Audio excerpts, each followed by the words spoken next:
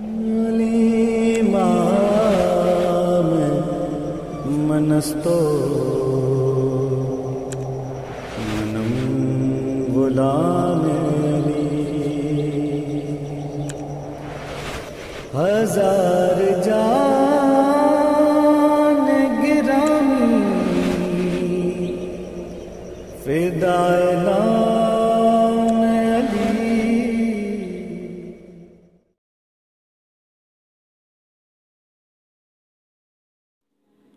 اعوذ باللہ من الشیطان الرجیم. بسم اللہ الرحمن الرحیم. والشمس وضحاها والقمر اذا تلاها والنهار اذا جلاها والليل إذا يغشاها والسماء وما بناها والأرض وما طحاها ونفس وما سواها فألهمها فجورها وتقواها قد أفلح من زكاها وقد خاب من دساها.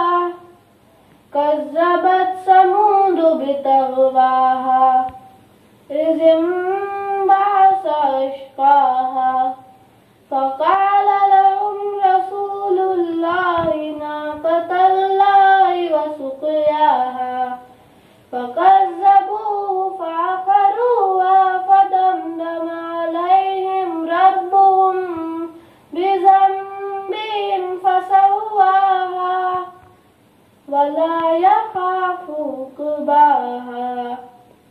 صدق اللہ العلی العظیم. اللہم صلی علی محمد وآل. بسم اللہ الرحمن الرحیم. سب سے پہلے کچھ شعر ہمارے وقت کے امام کو پیش کرتا ہوں. ہمارا انتظار ہمارے امام کے لیے زندگی میں بھی رہتا ہے اور اس دنیا سے چلے جانے کے بعد بھی رہتا ہے. اسی کی دلیل پیش کرتا ہوں کہ عشق کا آئینہ تصویر سلف ہیں چہرے. عشق کا آئینہ تصویر سلف ہیں چہرے. حامل رونق انوار نجف ہیں چہرے.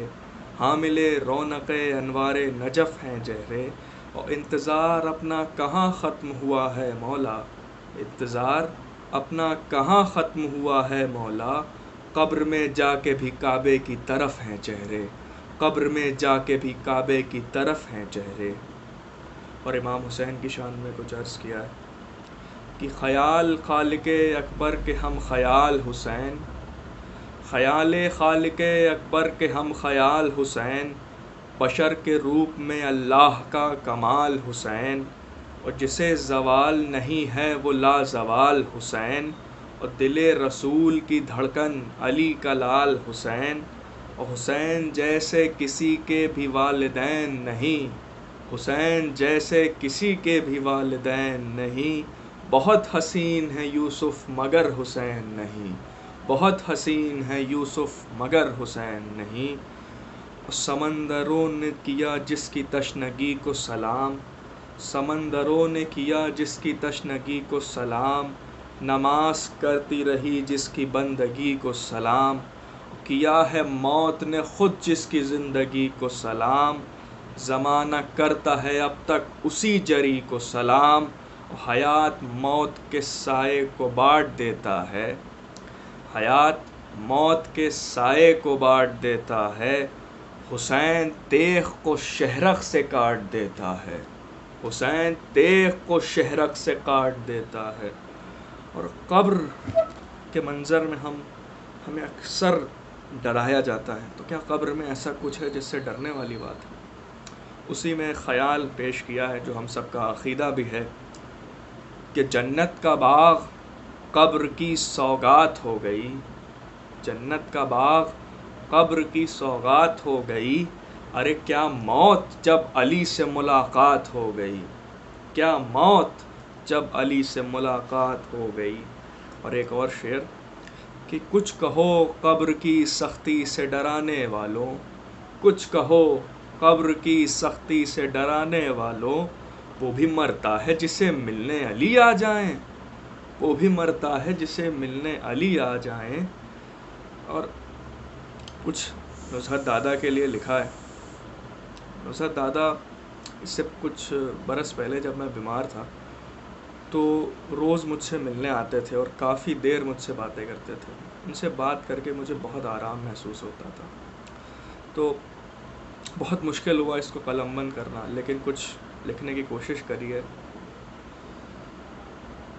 پیش کرتا ہوں کہ ہے باد آپ کے ویراں یہ آشیاں دادا، ہے باد آپ کے ویراں یہ آشیاں دادا، گری ہیں جیسے نشے من پہ بجلیاں دادا، ابھی تو آپ کی ہم کو بہت ضرورت تھی، ابھی تو آپ کی ہم کو بہت ضرورت تھی، تھے دم سے آپ کے روشن یہ دو جہاں دادا، وجود آپ کا ہم سب کی تقویت کا سبب، بڑے شفیق تھے ہم پر تھے مہرباں دادا، ہوئی ہے آپ کے جو زیر سایہ شفقت، اب ایسی تربیت و پرورش کہاں دادا، اور طرح طرح کی وہ باتیں لطیف سا لہجہ، نہ آپ ہیں نہ وہ شیریں بیانیاں دادا، اور عجیب دھب سے ہوا اپنا آشیاں خالی،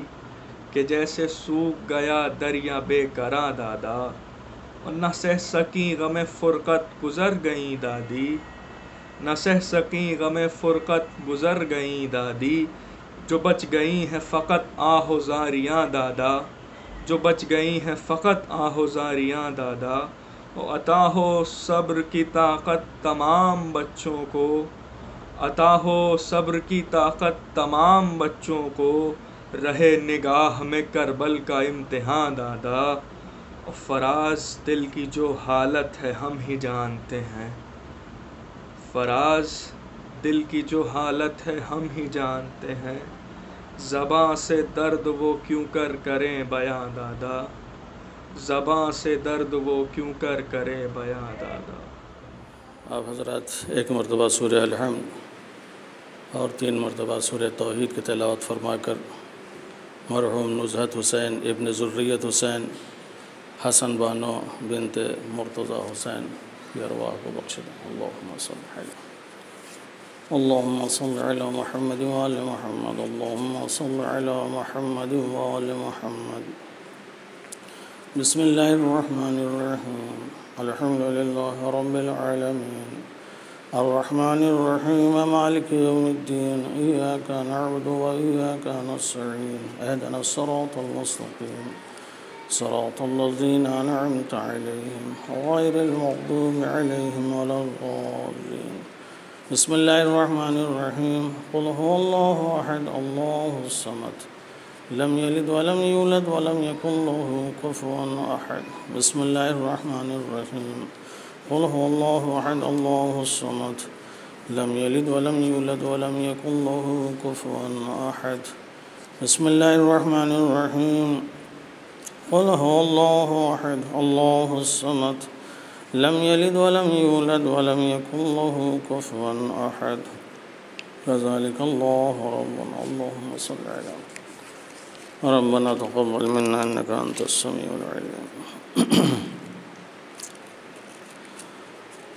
اعوذ باللہ من الشیطان اللعین الرجیم، بسم اللہ الرحمن الرحیم، الحمد للہ الذی ہدانا لہذا وما كنا لنهتدي لولا أن هدانا الله، لقد جاءت رسل ربنا بالحق، والصلاة والسلام على رسول الثقلين جد الحسن والحسين بالقاسم محمد، اللهم صل على محمد وآل محمد۔ وعلى أهل بيته الطيبين الطاهرين المعصومين المظلومين ولعنة الله على أعدائهم أجمعين من ليلنا هذا إلى يوم الدين. بسم الله الرحمن الرحيم. سبحان الذي أسرى بعبده ليلا من المسجد الحرام إلى المسجد الأقصى. صلوات. عزیزان محترم، یہ مجلس نزہت حسین صاحب اور ان کی اہلیہ حسن بانو کے ایصال ثواب کے لیے منعقد کی گئی ہے. اکثر و بیشتر آپ حضرات کی خدمت میں یہی عرض کرتا رہتا ہوں کہ جہاں ہماری یہ مجلسیں ایصال ثواب اور ایصال مغفرت اور بخشش کے لیے ہوتی ہیں، وہیں ہماری یہ مجلسیں ایصال علم و معرفت کے لیے بھی ہوتی ہیں. اس لیے مجلس جب بھی ہوتی ہے تو اس میں دو لوگوں کا لحاظ کیا جاتا ہے. ایک تو وہ کہ جو اس دنیا سے گزر گیا ہے، اور ایک وہ لوگ جو زندہ ہیں. ظاہر ہے جو لوگ مر گئے ہیں ان کی ضرورتیں کچھ اور ہیں، اور جو لوگ زندہ ہیں ان کی اپنی ضرورت کچھ اور ہے. جو لوگ مر گئے ہیں، اس دنیا سے چلے گئے ہیں، ان کو مغفرت کی ضرورت ہے، ان کو بخشش کی ضرورت ہے، ان کو ثواب کی ضرورت ہے. لیکن جو لوگ اس دنیا میں ابھی زندہ ہیں انہیں علم اور معرفت اور ہدایت کی ضرورت ہے. لہذا جب یہ مجلسیں ہوتی ہیں تو انہی تمام چیزوں کا خیال بھی رکھا جاتا ہے کہ نہ مرنے والا یہاں آ کے یہاں سے مرحوم جو ہو چکا ہے وہ محروم واپس ہو، نہ وہ لوگ جو زندہ ہیں وہ آنے کے بعد یہاں سے خالی ہاتھ واپس ہوں. لہٰذا اس طرح کا ذکر کیا جائے کہ زندہ جب یہاں سے آئے تو علم و معرفت اور ہدایت لے کے جائے، اور جب ایک مردہ آئے تو یہاں سے ثواب، بخشش اور مغفرت لے کے جائے. واقعاً نزہت صاحب کی جتنی تعریف کی جائے کم ہے.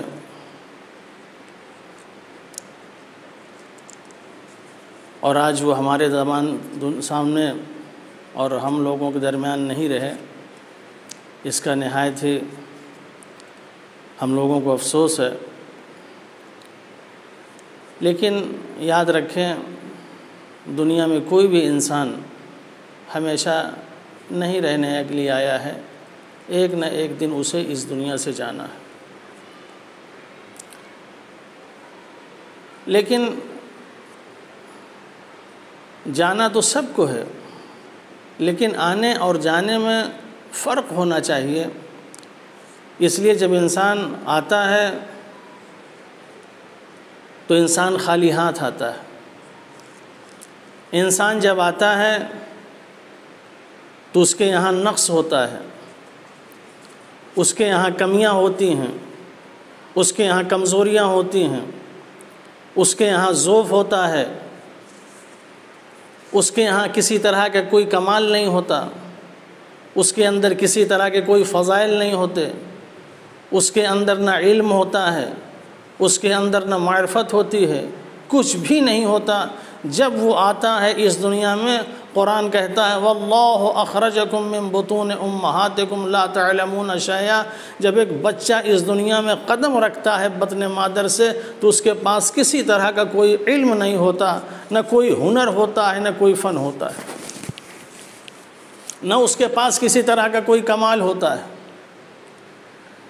تو آتا ہے تو انسان خالی ہاتھ ہوتا ہے، اس کے پاس کچھ نہیں ہوتا۔ لیکن جب یہ انسان جائے تو اس طریقے سے نہ جائے جیسے آیا ہے۔ جب آیا ہے تو خالی ہاتھ آیا تھا، لیکن جب اب اس دنیا سے جا رہا ہے تو اس کے ہاتھ پر ہونا چاہیے، اس کے پاس اب کمال ہونا چاہیے، اس کے پاس اب علم ہونا چاہیے، اس کے پاس اب معرفت ہونا چاہیے۔ اب یہ بندگی کے اعلیٰ مقام پر اسے فائز ہونا چاہیے کہ خداوند عالم اپنے اس بندے کے اوپر رشک کرے کہ واقعاً ہم نے جو تمہیں اس دنیا میں بھیجا تھا، تم نے دنیا میں جا کے انسانیت کا حق ادا کر دیا۔ لہٰذا یہ انسان جب یہاں سے جائے تو یہ کمال حاصل کر کے جائے گی۔ کمال حاصل کرنے کا بہترین ذریعہ عبادت۔ اس دنیا میں جو سب سے بڑا کمال ہے وہ ہے بندگی اور عبدیت، لیکن آج اس کمال کو ہم کمال نہیں سمجھتے، ہم اس چیز کو اہمیت نہیں دیتے۔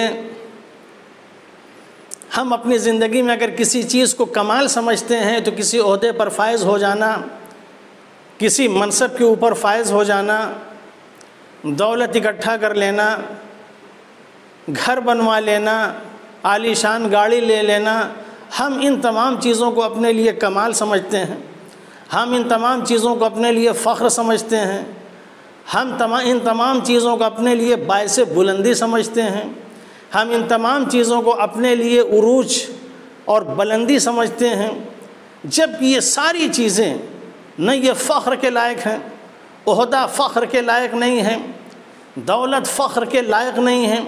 یہ تمام چیزیں ایسی ہیں جس میں انسان کو فخر نہیں کرنا چاہیے، جس میں انسان کو اترانا نہیں چاہیے، اس لیے کہ اس میں انسان کا اپنا کوئی کمال نہیں ہے۔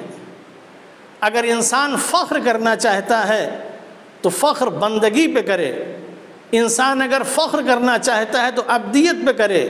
جیسے مولا کائنات نے فخر اگر کیا ہے تو کسی اور چیز پہ نہیں کیا، بلکہ فخر کیا تو اپنی بندگی پہ کیا، اور اس انداز سے مولا نے فرمایا الہی کفا بی عزن ان اکون لک عبدا، پروردگارہ میری عزت کے لیے، میرے فخر کے لیے اتنا کافی ہے کہ میں تیرا بندہ ہوں۔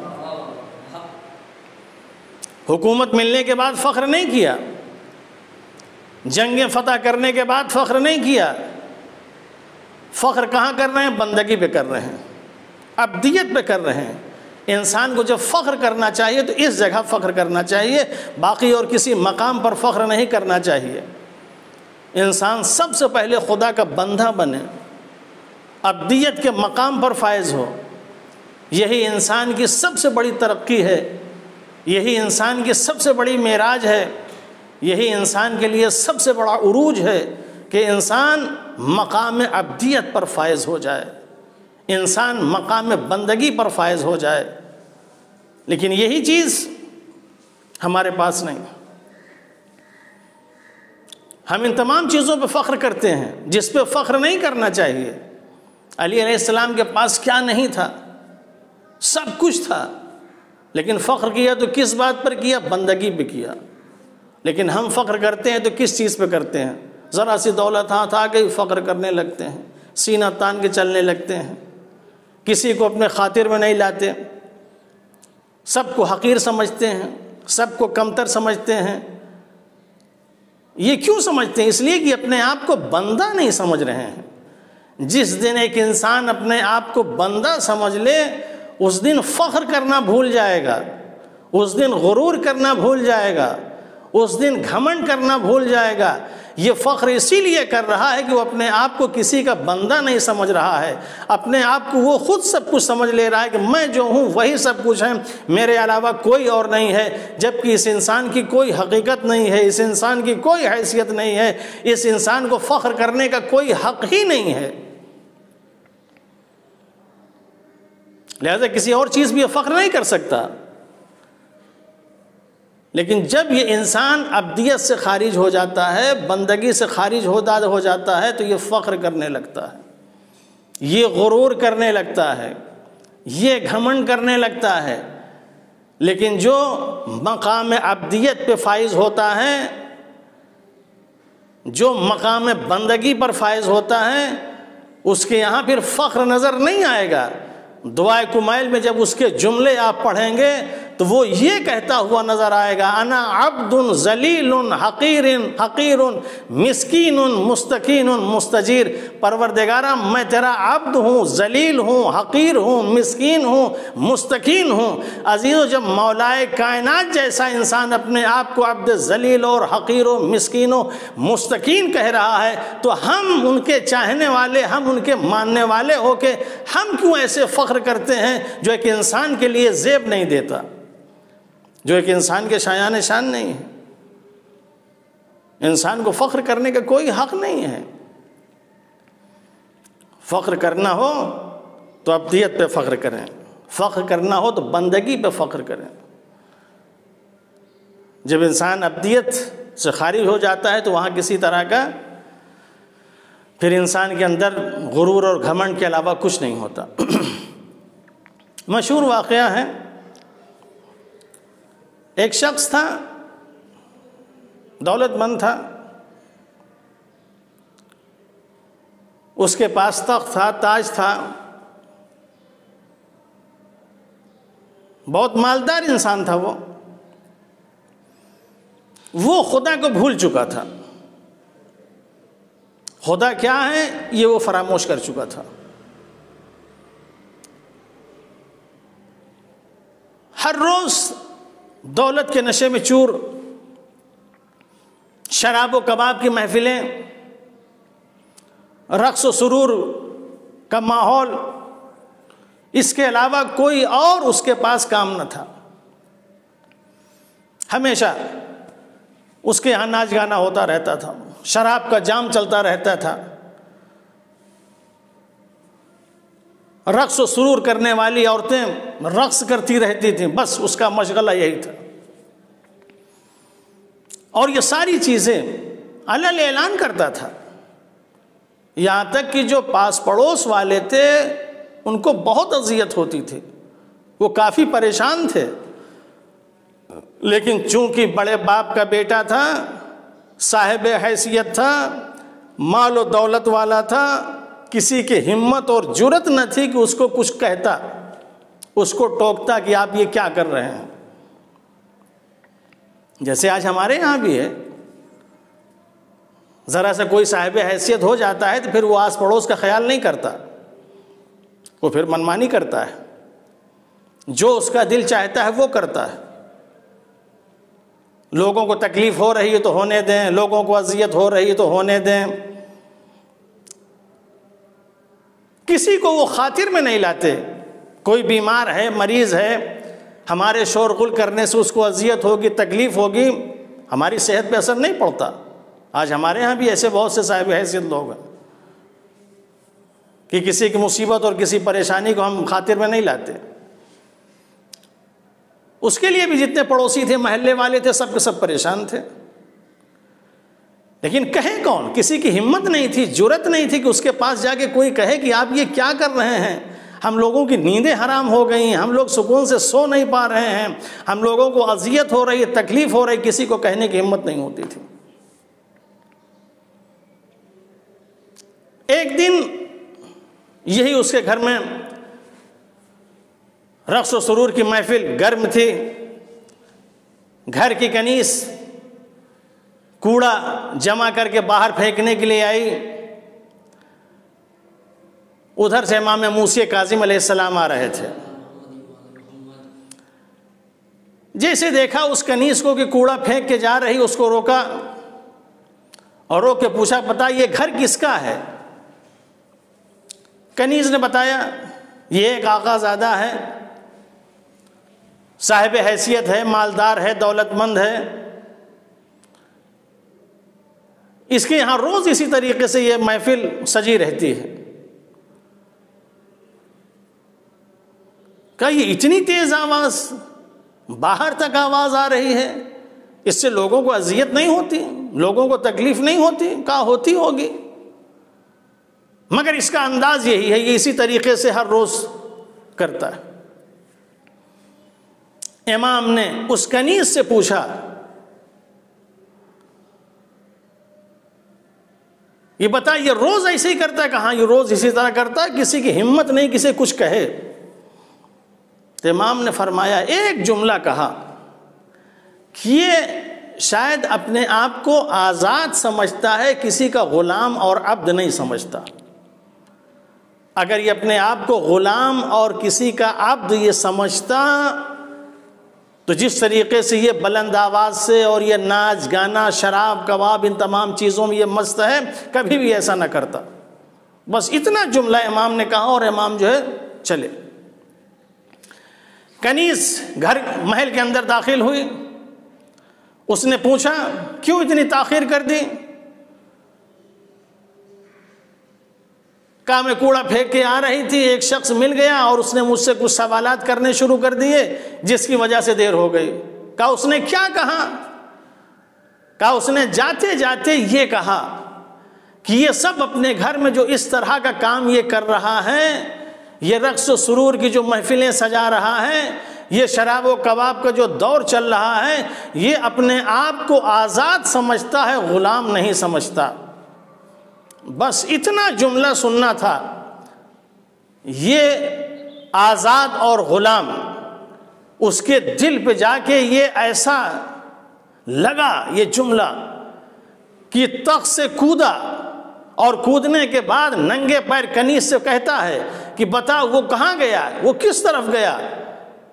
کنیز کہتی ہے کہ اسی طرف گئے، وہ بھاگتا ہوا گیا ننگے پیر، نہ اس نے اپنی جوتی کا خیال کیا نہ اپنے کسی چیز کا خیال کیا، اور جاتے ہی امام کے قریب پہنچ گیا، اور قریب پہنچنے کے بعد کہتا ہے آپ نے میری کنیز سے کیا کہا؟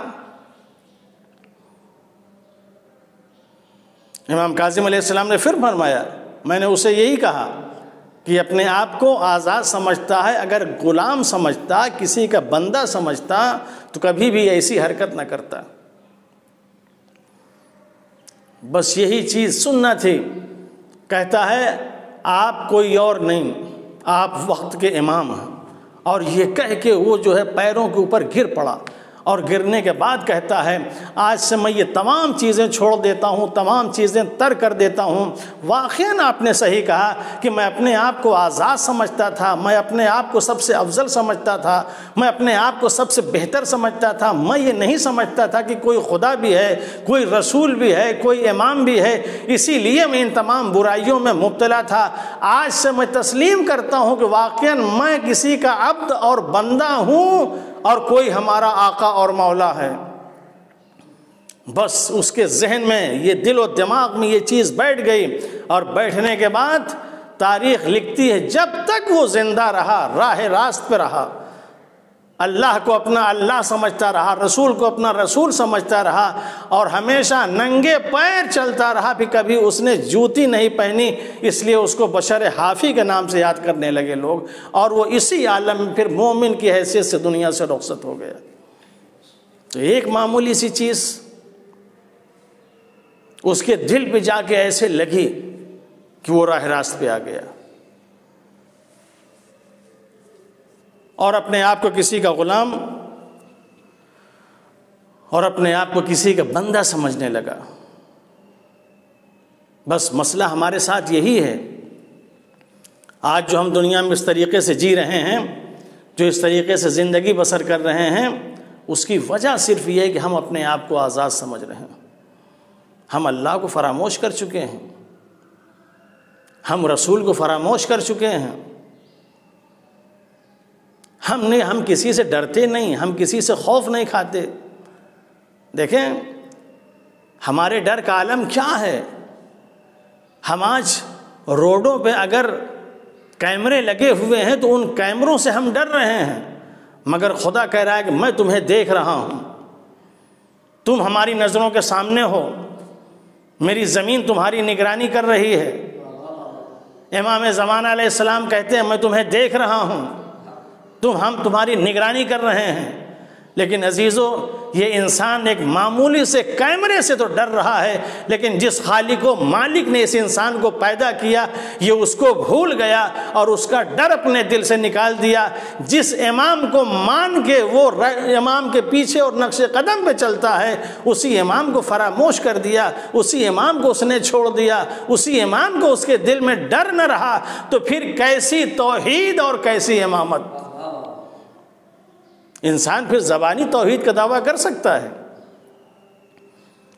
زبانی امامت کا دعویٰ کر سکتا ہے کہ ہاں ہم اللہ کو مانتے ہیں، ہم رسول کو مانتے ہیں، ہم ائمہ طاہرین کو مانتے ہیں، مانتے تو ہیں، لیکن کس طرح مانتے ہیں؟ سب کچھ دیکھ رہے ہیں، سب کچھ ہو رہا ہے، اس کے باوجود یہ انسان خدا سے نہیں ڈرتا، اس کے باوجود یہ انسان امام سے نہیں ڈرتا۔ تو انسان کو بندہ بننا چاہیے، بندہ، غلام بننا چاہیے، جو آج ہمارے اندر نہیں ہے۔ سب سے بڑی چیز یہی ہے، سب سے بڑی چیز یہی بندگی۔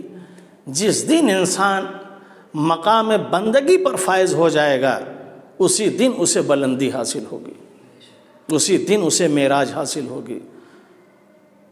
پیغمبر اسلام کہ کسی اور عہدے سے اللہ نے خطاب کر کے معراج کا ذکر نہیں کیا، معراج کا ذکر کیا تو سبحان الذی اسری بعبدہ لیلا من المسجد الحرام الی المسجد الاقصی، پاک و پاکیزہ ہے وہ ذات جو لے گئی اپنے بندے کو راتوں رات مسجد الحرام سے مسجد اقصی تک۔ بلندی کہاں ہے؟ دولت میں نہیں ہے، عبدیت میں۔ بلندی کہاں ہے؟ مقام و منصب میں نہیں ہے، عبدیت اور بندگی میں۔ بلندی اگر حاصل کرنا ہو تو انسان کو اس میں حاصل کرنا چاہیے۔ اور جب انسان واقعاً بندگی کسی کی بھی بندگی کر کے دیکھیں،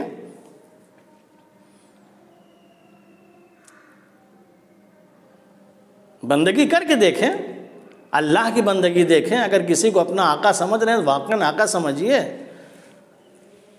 ہم اہل بیت اطہار علیہ السلام کو آقا سمجھ رہے ہیں، کس حیثیت سے آقا سمجھ رہے ہیں؟ مولا کائنات پیغمبر اسلام حضرت محمد مصطفیٰ صلی اللہ علیہ وآلہ وسلم کو اپنا آقا اور مولا مانتے تھے، کس فخر کے ساتھ کہتے تھے انا عبد من عبید محمد، میں محمد کے غلاموں میں سے غلام ہوں۔ غلامی پر ہمیشہ فخر کیا مولا کائنات نے، غلامی کرنا چاہیے، لیکن جس کی غلامی کرنا چاہیے اس کی غلامی ہم نہیں کرتے۔ آج ہم غلامی کرتے ہیں، پوری زندگی ہماری غلامی میں گزر جا رہی ہے، لیکن کس کی غلامی کر رہے ہیں؟ عہدیداروں کی غلامی کر رہے ہیں، زمینداروں کی غلامی کر رہے ہیں، مالداروں کی غلامی کر رہے ہیں، ادھیکاریوں کی غلامی کر رہے ہیں، ایم ایل اے اور ایم پی کی غلامی کر رہے ہیں، غلامی کر رہے ہیں ہم، لیکن جو غلامی ہمیں کرنا چاہیے وہ غلامی نہیں کر رہے ہیں۔ خدا کی قسم انسان اگر اللہ کی غلامی کر لے، یہ آج جو ہم اتنی غلامیاں ہم کر رہے ہیں اس کی وجہ یہ ہے کہ جس کی غلامی کرنا چاہیے تھی ہم نے اس کی غلامی چھوڑ دی۔ اگر ایک کی غلامی ہم کر لیتے تو ان سب کی غلامی ہمیں نہ کرنا پڑتی۔ آج جو ہر ایک کے دروازے پہ جا کے سلام کرنا پڑ رہا ہے، ہر ایک کے سامنے جو ہاتھ پھیلانا پڑ رہا ہے، ہر ایک کے سامنے جو فریاد کرنا پڑ رہا ہے، اس کی وجہ یہ ہے کہ جس کے غلام بننا چاہیے تھا ہم اس کے نہیں بنے، لہٰذا در در کی ٹھوکریں کھا رہے ہیں، در در کی ٹھوکریں کھا رہے ہیں۔ ایک غلامی کافی تھی واقعاً، اگر اللہ کی غلامی ہم نے کر لی ہوتی، کسی کے در پہ جانے کی ضرورت نہ تھی، کسی کے سامنے ہاتھ پھیلانے کی ضرورت نہ تھی، صرف اگر خدا کو مان لیا ہوتا، صرف اگر خدا کی بندگی کر لی ہوتی، صرف اگر خدا کی غلامی کر لی ہوتی، بس پھر ہمیں کہیں نہ جانا پڑتا، کسی سے نہ کہنا پڑتا، ایک غلامی ہمارے لیے کافی تھی۔ اور واقعاً جب انسان غلام بن جاتا ہے تو غلامی کے بہت سے فائدے ہیں۔ امام جعفر صادق علیہ السلام فرماتے ہیں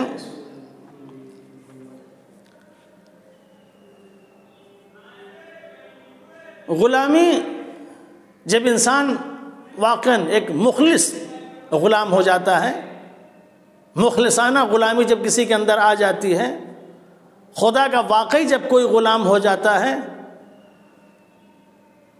تو اس کے اندر جو ایک کوالٹی اور ایک صفت پیدا ہوتی ہے وہ یہ ہوتی ہے کہ اس کے پاس جو کچھ بھی ہوتا ہے وہ سب کے سب خدا کا سمجھتا ہے، اپنا کچھ نہیں سمجھتا۔ جو کچھ ہے سب خدا کا ہے، مال ہے خدا کا ہے، اولاد ہے خدا کی ہے۔ آج بہت سی چیزیں جو ہمارے لیے مشکل بنی ہوئی ہیں وہ مشکل کی وجہ یہی ہے کہ ہم دائرہ عبدیت اور بندگی سے خارج ہو گئے ہیں۔ اگر ہم دائرہ عبدیت اور بندگی میں آ جائیں، جتنی چیزیں آج ہمارے لیے مشکل بنی ہوئی ہیں وہ سب کے سب آسان ہو جائیں گے۔ آج دیکھیے مال، دولت، روپے اور پیسے ہمارے لیے کتنا مشکل ساز ہے، یہ بہت مشکل بنا ہوا ہے۔ یہ کیوں مشکل بنا ہوا ہے؟ یہ مشکل اس لیے بنا ہے کہ ان تمام چیزوں کو ہم سمجھتے ہیں کہ ہمارا ہے، چونکہ ہم اپنے آپ کو عبد نہیں سمجھتے۔ اگر عبد اور بندہ اپنے آپ کو سمجھتے تو یہ مال الہی سمجھتے کہ اللہ کا مال ہے، یہ دولت اللہ کی ہے۔ لیکن چونکہ ہم اپنے آپ کو عبد نہیں سمجھتے لہٰذا یہ مال ہمارے لیے مشکل بنا ہوا ہے۔ لہٰذا دیکھیے یہ مال ہم خرچ کرنے سے ہم کتنا بھاگتے ہیں، مال خرچ کرنے سے ہم کتنی دوری اختیار کرتے ہیں۔ پوری کوشش یہ ہوتی کسی طریقے سے خرچ نہ ہو، جبکہ یہ مال ہمارا نہیں ہے۔ اگر قرآن مجید کی تلاوت کریں تو سب سے پہلے ہم سے یہی کہا گیا ہے وَمِمَّا رَزَقْنَاهُمْ يُنْفِقُونَ، یہ جو تمہیں رزق دیا گیا ہے، یہ جو تم خرچ کر رہے ہو، یہ جو تمہارے پاس مال ہے، یہ جو تمہارے پاس دولت ہے، اسے میں نے ہی دیا ہے، جسے تم خرچ کر رہے ہو تو یہ سب اللہ کا دیا ہوا ہے۔ لیکن چونکہ ہم اپنے آپ کو عبد اور بندہ نہیں سمجھتے لہٰذا یہ مال ہمارے لیے مشکل بنا ہوا ہے، نہیں خرچ ہوتا۔ یہاں تک کہ جہاں یہ مال خرچ کرنا چاہیے وہاں بھی ہم خرچ نہیں کر پاتے۔ بہت سے لوگوں کے اوپر حج واجب ہو جاتا ہے، حج اسے کرنا چاہیے مگر مال کو اپنے سینے سے لگائے بیٹھا رہتا ہے، اس کے اندر اتنی جرأت اور ہمت نہیں ہوتی کہ یہ پیسہ خرچ کر کے جائے اور جا کے حج ادا کرے۔ مشکل ساز ہوتا ہے، یہ جاؤں گا تو اتنے لاکھ خرچ ہو جائیں گے، لہٰذا یہ انسان نہیں جاتا۔ یہ مال مشکل بنا ہے انسان کے لیے۔ کیوں مشکل بنا ہے؟ اسی لیے مشکل بنا ہے کہ اپنا سمجھ رہا ہے۔ جس دن اللہ کا سمجھ لے گا ساری مشکلیں ختم ہو جائیں گی۔ خمس اس انسان کے اوپر واجب ہے۔ آج انسان خمس تک اپنے مال سے نہیں ادا کر پا رہا ہے۔ یہ مال مشکل بنا ہوا ہے، کیسے ادا کروں؟ اگر 20% دے دیا تو کیا ہوگا؟ کہاں جائے گا؟ کہاں جائے گا؟ آپ کے بھائیوں کے پاس جائے گا، سہم سعادات آدھا جائے گا بھائیوں کے پاس، آپ کے دین کے اوپر خرچ ہوگا۔ اس سے اچھی بات کیا ہو سکتی ہے کہ پیسہ جو ہے ایک کار خیر میں استعمال ہوگا۔ لیکن مال ہمارے لیے مشکل بنا ہے۔ ایک واجب کام تک ہم اس مال سے نہیں کر پا رہے ہیں۔ کسی اور کو دینے کی بات تو الگ ہے، غریبوں کی مدد کرنا، کسی کو پڑھانا، کسی کو لکھانا، اس کو تو انسان قریب ہی نہیں جانتا، نہ اس کو کوئی ثواب سمجھتا ہے۔ اپنے اوپر جتنا چاہیں خرچ کر لیں، پھر ہم نے کمایا ہے لہٰذا اپنے اوپر ہمیں خرچ کرنے کا حق ہے۔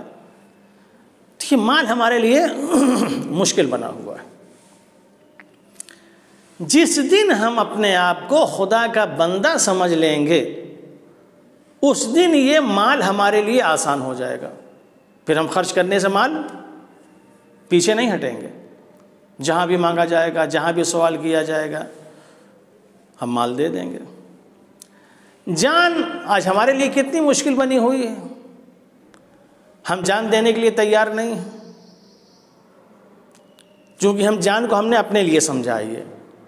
لیکن چلے جائیں دیکھیں ابھی حال میں فلسطین میں کیسے کیسے نوجوان جن کے پاس کچھ نہیں ہے پتھر سے لڑ رہے ہیں، جان کی پرواہ نہیں کر رہے ہیں۔ کیوں؟ اس لیے جان یہ ہے ہی کیا، یہ اللہ کی دی ہوئی ایک امانت ہے، ہم اس کے غلام ہیں، ہم اس کے بندے ہیں۔ ایسی مقدس چیز کو آزاد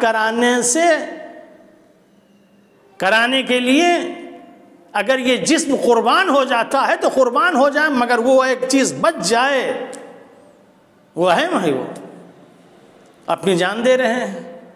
ہم اپنی جان کو عزیز سمجھ کے ہم جان قربان کرنے کے لیے تیار نہیں ہیں، تو یہ جان ہمارے لیے مشکل بنی ہوئی ہے۔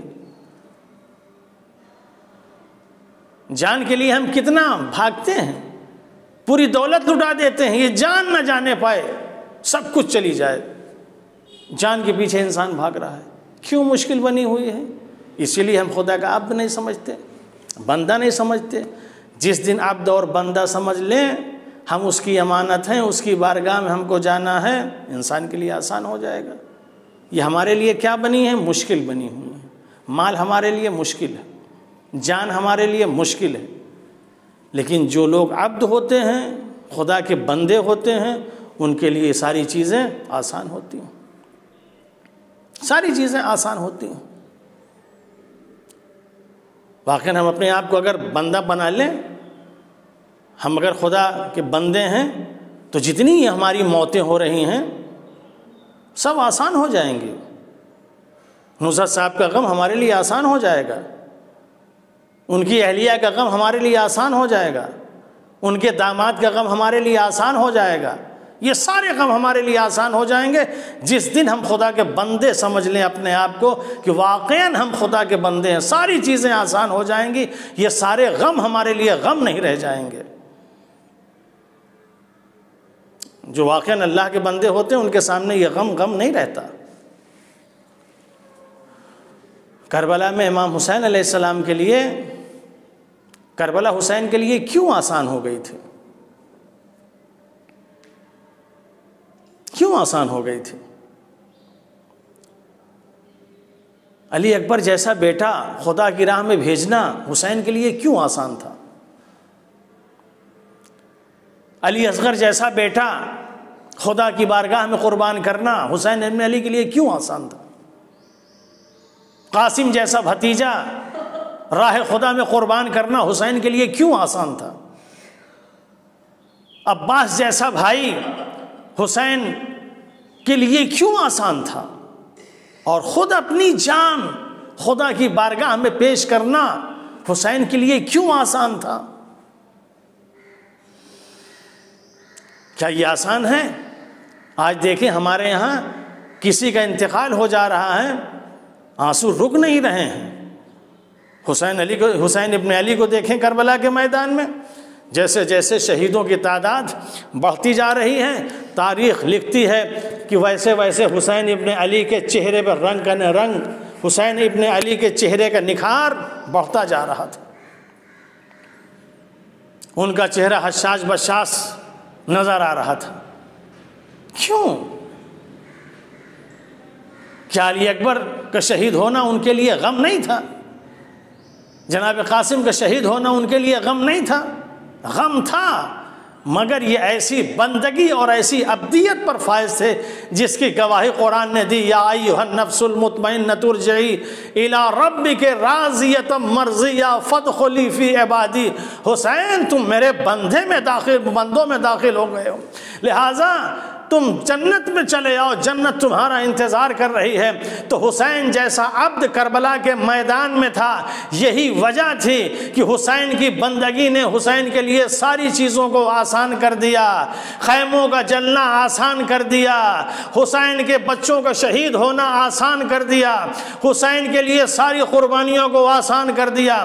حسین کے لیے اگر کوئی ایک چیز مشکل تھی تو وہ یہ کہ زینب ام کلثوم کے سر سے چادر نہ چھننے پائے۔ عزیزوں، نہ جانے حسین ابن علی کا اس وقت کیا عالم ہوا ہوگا جب زینب ام کلثوم کے سر سے چادر چھن رہی تھی، زینب ام کلثوم فریاد کر رہی تھی، کوئی ہے جو میری چادر کو بچائے۔ انا للہ و انا الیہ راجعون۔ رضا بقضائه وتسلیما لأمره۔ اللهم اغفر للمؤمنين والمؤمنات والمسلمين والمسلمات الأحياء منهم والأموات، تابع بيننا وبينهم بالخيرات إنك مجيب الدعوات إنك على كل شيء قدير۔ آپ حضرات ایک مرتبہ سورہ الحمد، 3 مرتبہ سورہ توحید کی تلاوت فرما کر نزہت حسین ابن ذریت حسین، حسن بانو بنت مرتضی حسین کی روح کو اصال فرمائیں۔ اللہم صلی علی محمد۔